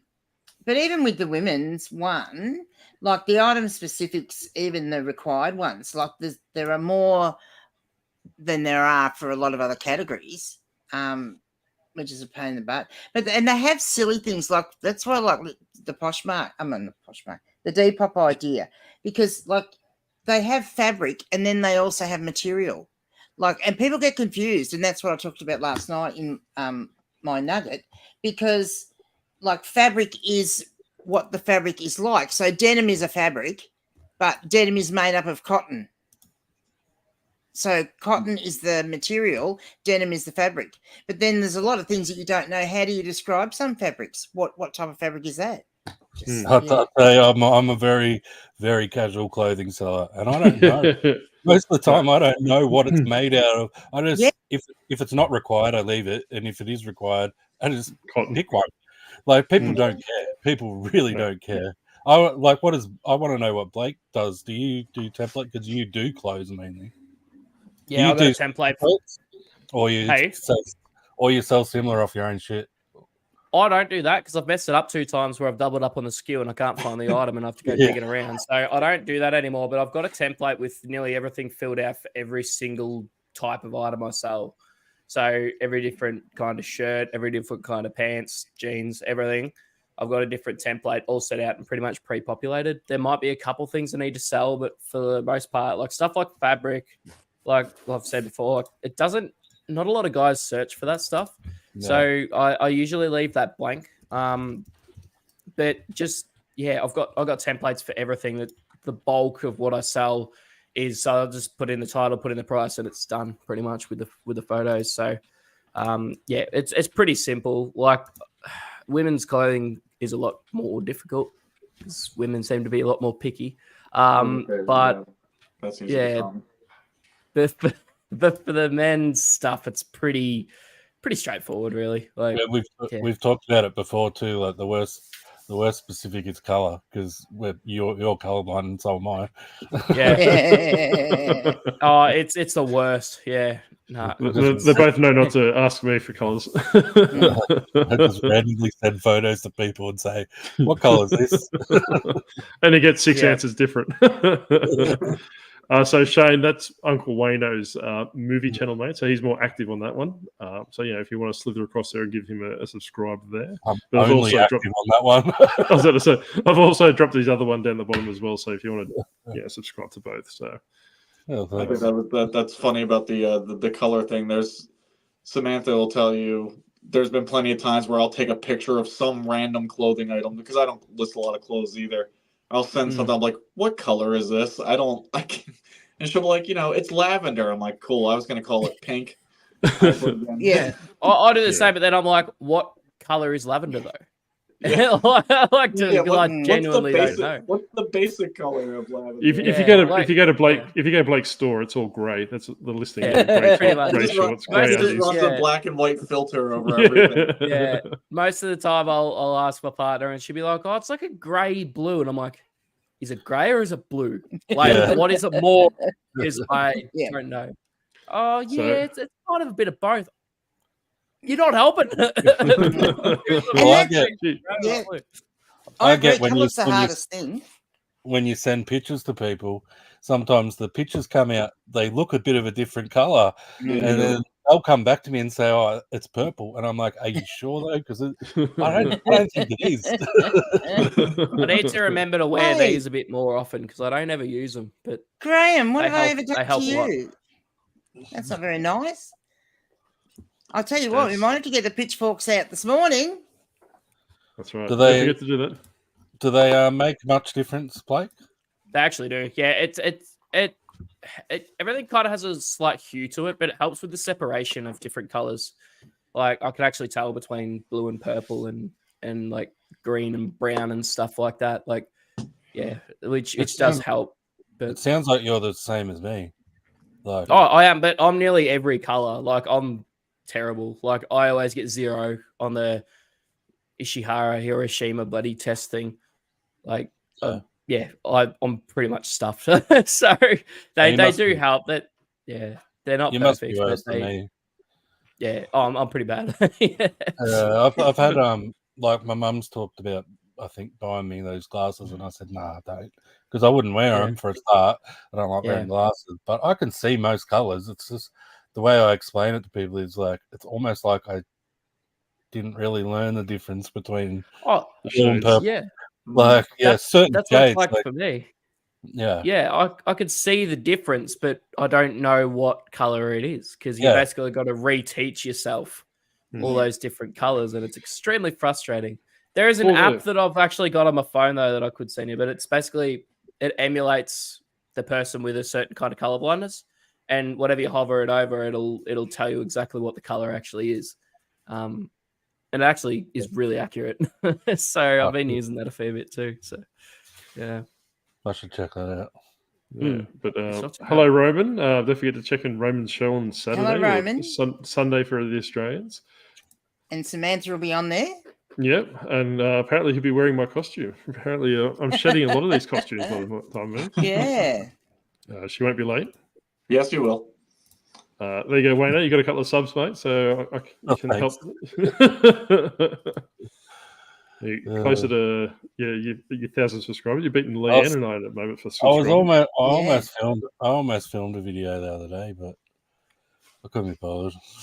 Yeah. I was gonna do an update to the gaming lot that I got, but Such enthusiasm, Wayno. It's just the couch won out. So I was halfway through filming how to reset, Skylander crystals, and some bugger bought them all. So I've got to wait till I get some more in now. I can't film.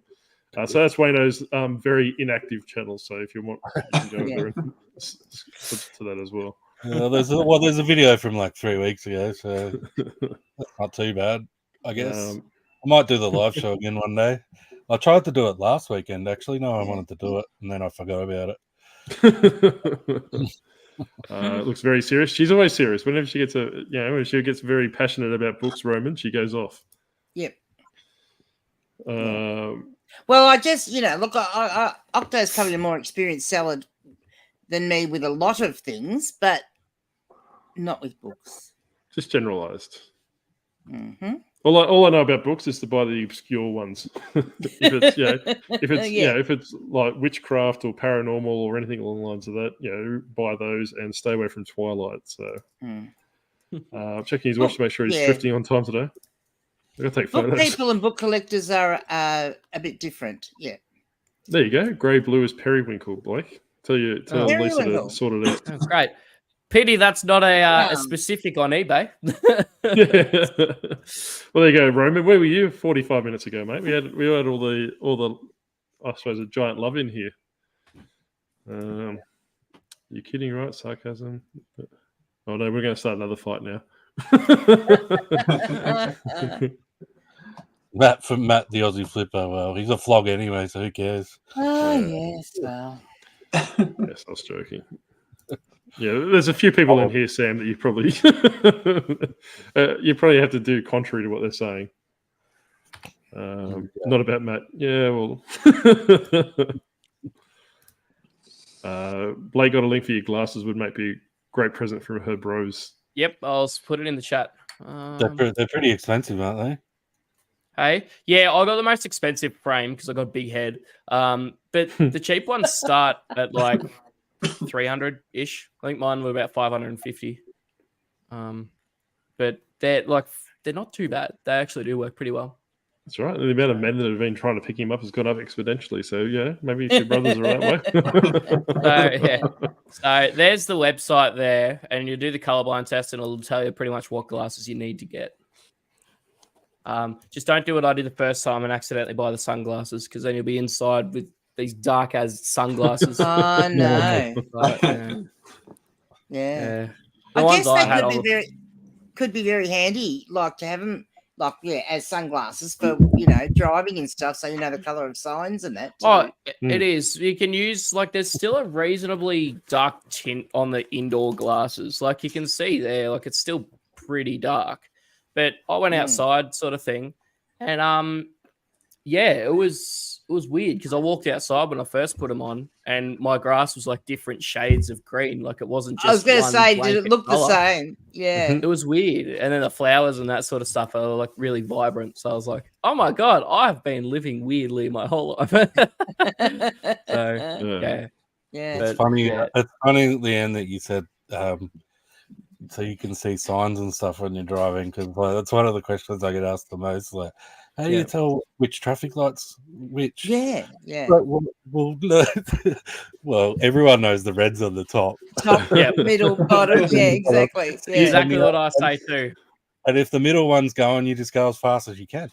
It sounds like you're from Philadelphia, not Australia. I was about to say, Wayno, you missed a chance to say everyone knows the red's on the bottom. I usually do say that. Yeah, Sam. So Graham, he's referring to a joke that I might have for Grumpy Granny, is that because we're having a bit of a race to 1,000, I suppose. Granny initiated as always.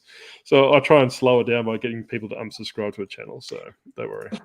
Yeah, it's not working though. No. Yeah. That much help. Matt Bloke cost me a bit of money when I was first starting out. I hit that a lot. Yeah. That's why I don't like him, because everyone says it. Yeah. He doesn't care about anyone except for himself and his views. No. Yeah. We don't get enough views to care about people because no one watches us. But the fact of the matter is, and like we said yesterday, and we said I think last week's podcast as well, is that you need to do your own research. Don't watch YouTubers from the get-go. Like I wouldn't even entertain watching a YouTuber for at least the first 6 months after you've established it. So Hey, you're costing me ad revenue, Octo. hey, you've got your $1.99 member that hasn't had a shout out yet, so don't start with me. Yeah. I mean, but the reality is people aren't going to, you can say that, you shouldn't watch them, but that's where people are going to go looking for information. Because, I mean, look, even when I want the car door actuator went in my car, so my door handle didn't work to open the driver's side door. Like, to replace that, I watched a YouTube video, so that's where people go to find out information about stuff. So, yeah. I mean, that's how I learned how to resell. I would say, like, you guys are correct, though. Like, you have to take which channels you watch with a grain of salt, because I didn't realize, Harry Tornado can sell any piece of crap on the ground to anybody because people just love his channel. So I'm at the bins trying to pick out, like, ooh, Aeropostale, this will sell, and I'm like, no, I just wasted all this money. And I think a lot of people, like I say all the time, they become romanticized about romanticizing about reselling and all these different things because they watch those bigger YouTube channels, which, like Wayno was saying, it's all just ad revenue. That's what they're funneling in. It's well. Like I said, I don't. Matt's selling the get quick. So I don't care. Like I say, Nathan yesterday, I don't care what YouTubers and resellers do as long as it's not harming anyone. I have no problem with making a channel about Skylanders and say, hey, these are the Skylanders to look out for. You'll never find those Skylanders because it's probably 1 in 1,000 collectors have that Skylander. But I'm not going to say you walk into every thrift shop and you find a Skylander, buy it, and you'll make $40 because it's not the case. It's like 99 cents half these things, and you can't even give them away for free. It's just when it becomes that people are charging for courses or charging for mentorships because they've got the bigger channels. It's just bullshit. But even as a bigger channel though, like he does portray himself as like, do this and you'll make money, right? So that's the genesis of what he's doing. How he presents what he does is, if you do this, you'll make money. And that's misleading to people because, and I mean, you look at a lot of people, and you said yourself, Blake, you've got your videos scheduled well ahead of time and how quickly things in the market change. And, Kevin the Commonwealth Picker, he does all his picking in certain months of the year. And for the rest of the year, he's showing all the video that he made back then. But those things may not be fashionable now. And people don't know that. Yeah. And I think that my stance is that if you're seeing it on YouTube, the boat's already sailed, right? Like, Wayno does bolo shows, but like it just does it because that's what he finds in the thrift. It's not as if to say, hey, go out and buy this DVD because what it is, but that market's probably been flooded now. Like, it's just like what K Farm was saying with Bunnings hats and all those different things. Like there's a very small market, a small window for that. That like Macca's Lego or Bunnings Lego and all these different things. They had a very, very short market, and by the time you watch the YouTube video, the market's flooded. So. Yeah, I mean that's why like I liked learning from Jake from J Ride Flips was just I comp every single thing that I look at when I'm out thrifting, and it's just if it has at least that 1-for-1 ratio of sales, I'm like, okay, well it should sell eventually and I'll pick it up, or I could show you guys some of the stuff I picked up today, and it doesn't necessarily have to have that that 100% sell through guarantee, but like if it's at least in that 60, 70, 80%, depending on how big an item is, like it all depends on your individual store. How much room do you have that you can store items? If you have a lot of room, then it doesn't matter if you stick something in a bin and it waits 2 years to sell. But if you have space like I have in this bathroom, like if that's all the space you have to store, you need those items that sell the same day, and those are the harder items. Yeah, and I suppose I would argue that everything has a 100% sell-through rate if it's priced right. If it's on the market for $70 and you sell it listed for $50, you're probably not going to last that day. So, look at it from that perspective. If you're paying 25 cents for something and it's selling on eBay for $75, listed at $50 if you want to get it out that day, you're still making a phenomenal profit. So, just like undercut the market and move it on. Those like I said, with your 2-year thing, nothing infuriates me more than because like Wayno, if something's been sitting around for 2 years, I'll probably redonate it or put it in my car for 6 months and throw it out.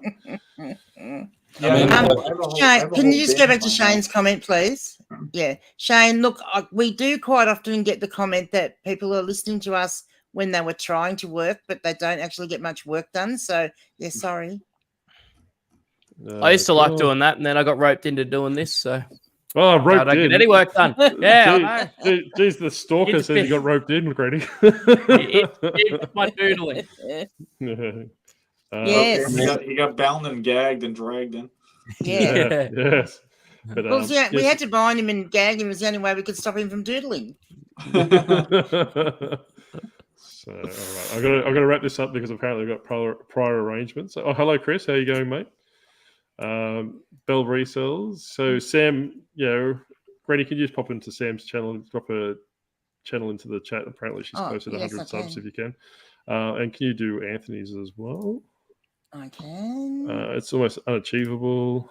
There you go. Chris. I got it. Oh, thanks, mate. You got it. Beautiful. Jeez. Grubs. Okay. Growing suspicion. Oh, okay. Oh yeah, I'm sorry. I forgot about that joke. She told me that the other day. I was like, maybe you can get that to catch on. Or Grubs growing suspicions. Cool. I like it. Growing. I actually like it. Yeah. Octo 479 subs now. Sub 2 burner accounts. Thank you. I think I've only got about 6 subscribers because all my burner accounts have got me up to 475. So. I've watched GG like I watched the Kardashian. What not to do? Oh yes. I tell you what, away from 800. I might have to get that spanner out for Rob. I reckon. Put him in time out. There we go. So like what Anthony said earlier, the other Anthony A2. Basically, today's the last day of Blake's Movember plight. So if you want to slither over to his channel, I'm pretty sure he's got the links on there somewhere. So and I've just put it in the chat. Can. Oh, there you go. Yeah. He's proactive with this. No, it's been very good. We've just hit over 800 now. So Anthony did a very generous donation of $100 yesterday. So that was very kind. What's good? So how much you got now? I missed it. Sorry. 800. Oh, I think. Oh, that's all right. That's good. The original target was 5. So yeah. Oh, that's good. Yeah, but I agree with what Graham's saying here. I don't know what the market is for bunny hats because every time I go to my local Bunnings, they always had numerous piles of them. So maybe there are half-wits out there. There's different. I think there's different ones that you used to be able to get like a while ago, in particular, that perhaps are the ones that they make money off.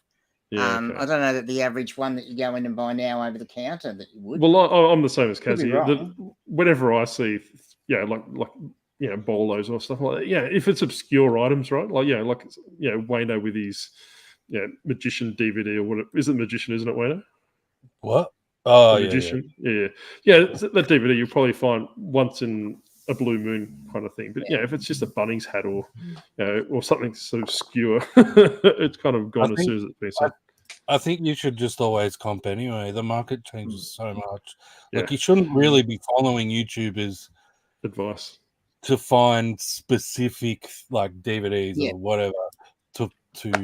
You should sort of be more following to help yourself figure out how to look for that sort of stuff. Like, Yes. you Or know, maybe if even it's genres and worth stuff it. that might be popular. Like, I mean, if you're watching a video and hear about horror movies, to know that horror movies are good, in general. But it gives you an idea of the type of thing, but not the specific thing. So you should be up to about 92 now, Belle. Yeah, there you go. Look at that. I'll subscribe after I get off there as well.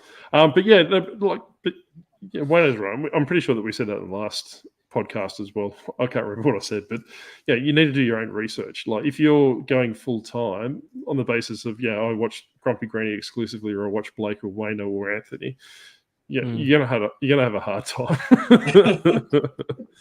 if you watch my videos from 2 years ago and you take note of all the DVDs I picked up and I said I'm going to get 20 for this, 30 for this. If you went and found them today, like half of them you wouldn't even get $10 for now. Like, because it just changes so quickly. Like, and it's not because of YouTubers either. But people are smarter than that. They look at eBay solds. Like, other sellers look at eBay solds and they see what's selling. Like I have 1,000 followers on YouTube and get like 500 or 600, 700 views on my videos. That's not going to change the market. Like, it's more sellers looking at their own numbers and looking at other people's numbers on eBay that's changing the market. But look, when I was saying, just do your comps and just don't grab things willy-nilly just by virtue of, hey, I watched that on it. And like Grumpy and Granny and I chat behind the scenes at all. We were talking about retail arbitrage a couple of weeks ago. Granny was asking me about Ninja Turtles, and it's like, well, there probably would have been a window that where a popular figure sold out, but now the whole market's flooded with them, so you probably don't necessarily want to do that. So, and you need to look at the relevance of the sold listings. Like Wayno was saying, is that if the sold listing was a month ago, what I was saying with Grumpy Granny with this Ninja Turtle, there's none sold since then, so the market's been flooded. If it's been there's been 20 sold in the last day or two, and you could get it, by all means grab it and go for there, but not otherwise.